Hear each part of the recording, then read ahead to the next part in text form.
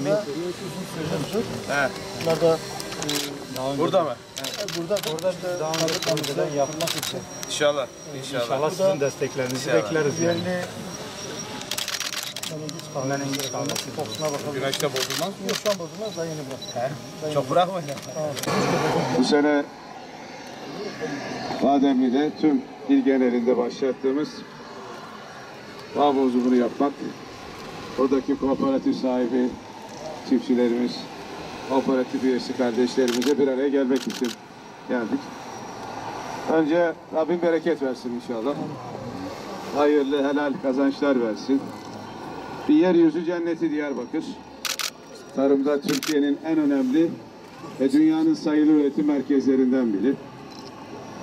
Bugüne kadar hem tarla ürünlerinde, hem hayvancılıkta, hem meyvecilikte, ipek böceği dahil her alanda Türkiye ve dünya çapında bir iddianın sahibiyiz. Ve sadece bir köydeki bu ürünler de ne kadar bereketli, ne kadar zengin bir toprağa sahip olduğumuzu gösteriyor. Tabii buradaki çiftçi kardeşlerimizin de emeği var. Onların da gayreti var. Her birinin alın teri var.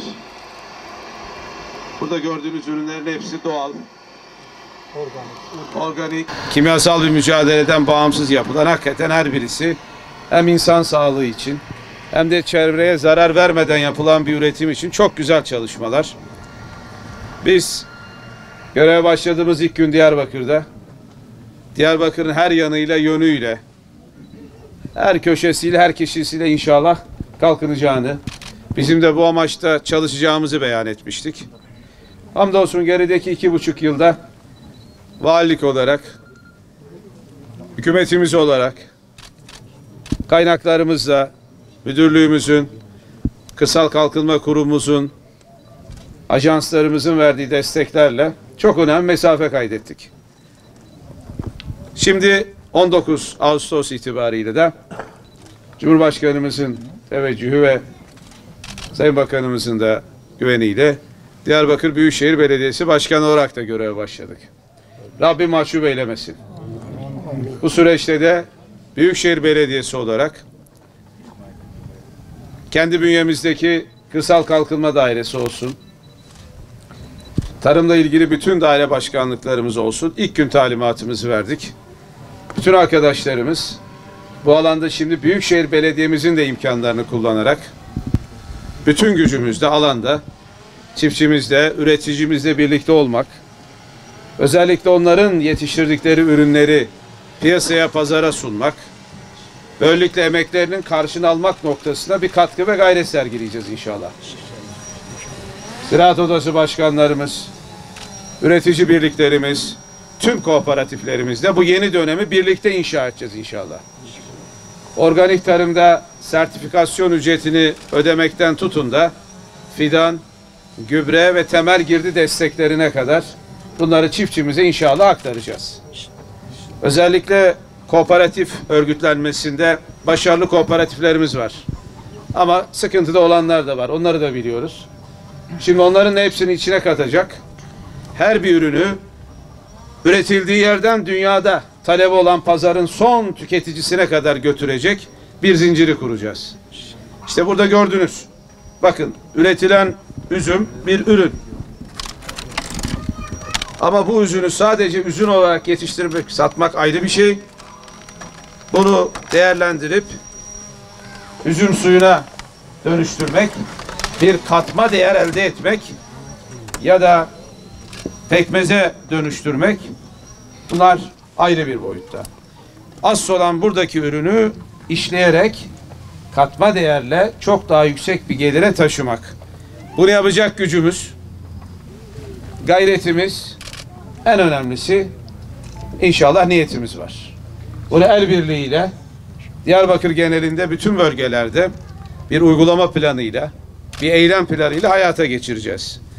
İnşallah en kısa süre içerisinde Diyarbakır merkezde Büyükşehir Belediyesi olarak organik ürünlerin satışa sunulduğu, oradan pazarla buluştuğu bir organik üretim ve satış pazar yerimizi, Buna bağlı olarak kooperatiflerimizin ürünlerini değerlendirecek bir üretim zincirimizi ve kredi destekleriyle sıkıntıda olan kooperatiflerimizdeki işletme sermaye yetersizliklerini çözeceğiz.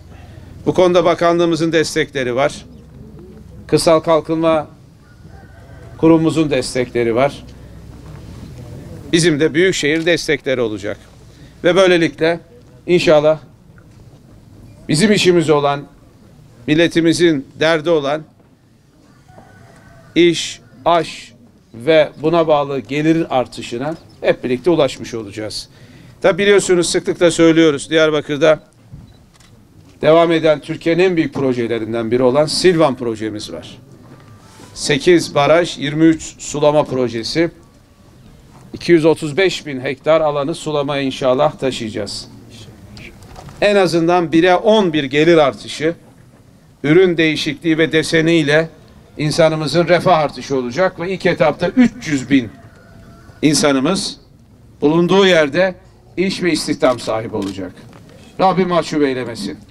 Birlik ve beraberliğimizi daim eylesin. Bereketimizi bol eylesin. Üreten bütün kardeşlerimize hayırlı, helal, bol kazançlar nasip etsin diyorum. Hepinizi teşekkür ediyor, saygıyla selamlıyorum. Hadi gel. Bak sahimiz de burada. Bunlar eski klasik geçmişten olan bağlarımız ama aslında tavsiye ettiklerimiz, değil mi? Sağ olsun devletin desteğiyle. Ne aldık orada? Oradan şu anda ben 14 ton falan almışım. Verim de yüksek. Verim 8 çok. dönüm yer efendim. 8'de 14 ton. Evet. Yani 1,5. Eskisi kalsaydı bu kadar alamazdı. 2 ton almazdım. İşin özü bu arkadaşlar. Bakın şimdi tarımı yapacağız ama tarımı bilerek, bilgi temelinde ve verim hedefinde yapacağız. Ama sol tarafta birazdan geçeceğimiz bizim destekleyerek kurduğumuz bağlarda 2 dönümde yaklaşık 1,5 ton. dönüme 1,5 ton alıyoruz. Allah bereketini versin inşallah. Evet. Şöyle. Biraz geri gidelim arkadaşlar. Biraz geniş arkadaşlar lütfen. Biraz geniş alalım. Boş kasalar mı? Arkadaşlar biraz kameraman arkadaşlar. Bereketli olsun diyoruz inşallah. Allah hayırlı, helal, bol kazanç versin. Evet.